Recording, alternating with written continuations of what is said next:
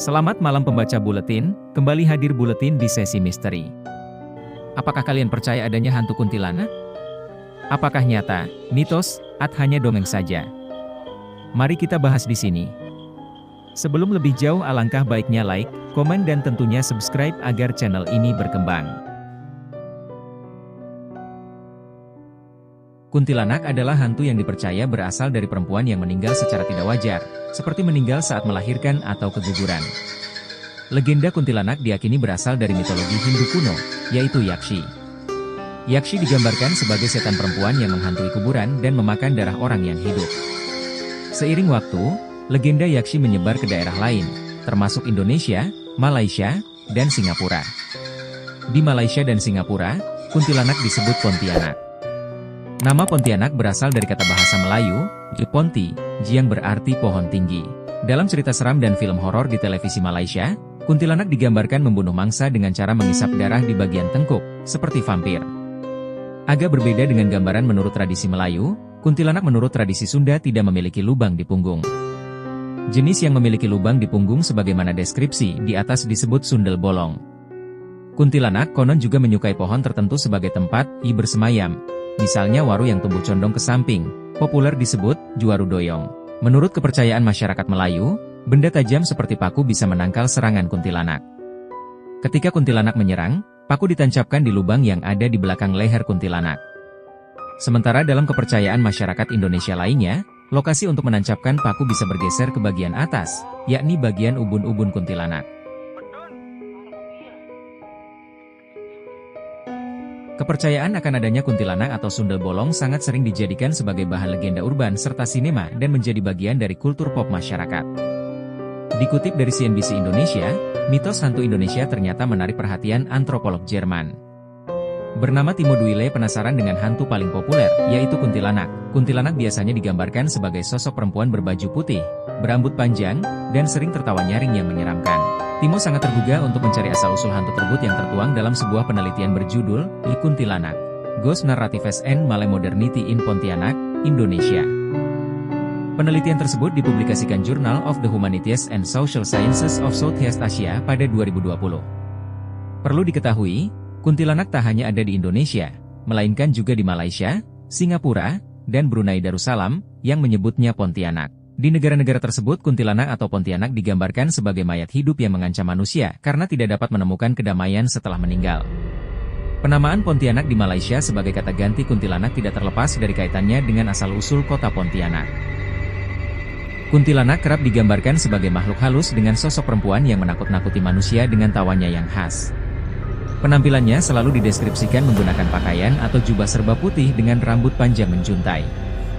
Meskipun pakaian atau jubah yang dikenakan kuntilanak identik dengan warna putih, tapi tidak jarang terdapat pula kuntilanak yang mengenakan jubah berwarna merah atau hitam.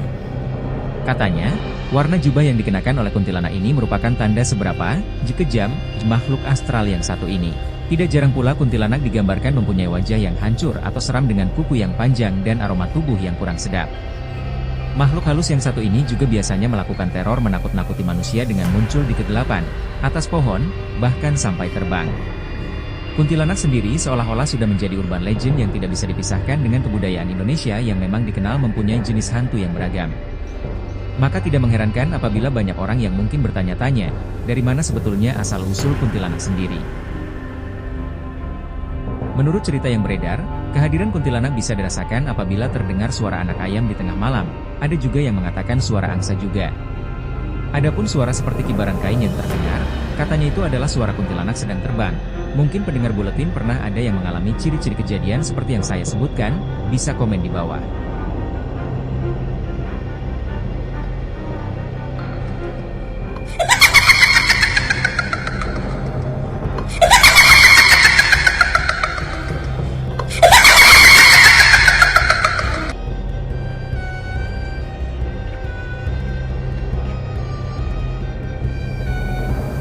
Berubahnya pandangan roh menjadi hantu tersebut selaras dengan pelekatan perempuan sebagai hantu. Hal ini disebabkan karena perempuan memiliki pengalaman erat yang dekat dengan kematian.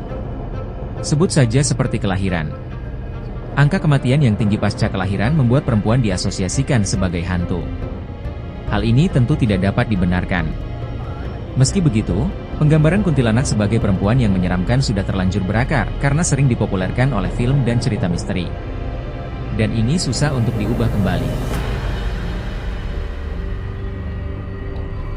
Jika Anda bermimpi bertemu kuntilanak, menurut Primbon Jawa, hal ini bisa menjadi pertanda positif. Mimpi ini bisa diartikan sebagai tanda akan bertemu dengan sahabat yang baik dan tulus. Mimpi ini juga bisa menjadi pertanda akan adanya perubahan signifikan dalam hidup Anda.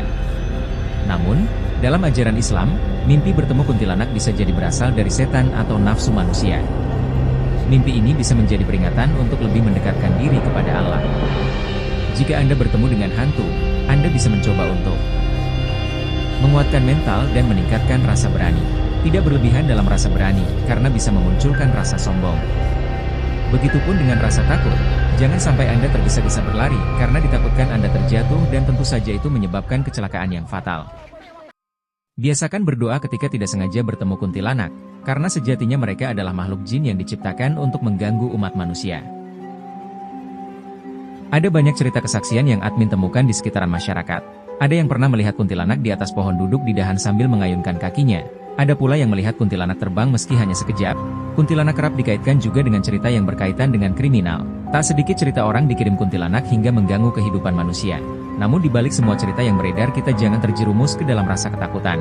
Karena tidak menutup kemungkinan cerita yang berkembang di suatu daerah tentang hantu atau kuntilanak dijadikan jalan sebagai kejahatan. Seperti, mereka menyebarkan cerita hantu agar beredar di masyarakat hingga reaksi masyarakat itu sendiri ketakutan hingga mereka lupa akan keamanan dan keselamatan di dalam rumah. Sehingga orang yang jahat bisa melakukan niat jahatnya dengan leluasa. Admin juga pernah punya pengalaman yang seram tapi tidak 100% dianggap bahwa itu hantu kuntilanak. Bisa saja itu hewan yang hampir mirip kuntilanak, dikarenakan fenomenanya pada malam hari. Di zaman serba digital sekarang sedikit demi sedikit terbuka tirai gaib tentang mitos. Seperti jika kita berkemah di hutan, kita mendengar seperti suara tertawa perempuan. Ternyata banyak pernyataan bahwa itu adalah suara hewan musang. Jadi bagi para pendengar Buletin Misteri, jangan sampai rasa takut akan hantu membuat kita terbelenggu. Jadikah berani dan eksplor terus rasa penasaran Anda. Untuk informasi lebih dalam bisa Anda cari dari berbagai sumber yang lebih dipercaya. Mohon maaf jika ada kata dan ucapan yang kurang berkenan. Terima kasih sudah mampir di channel saya. Jangan lupa like, komen dan subscribe agar channel ini lebih berkembang. Terima kasih, bye.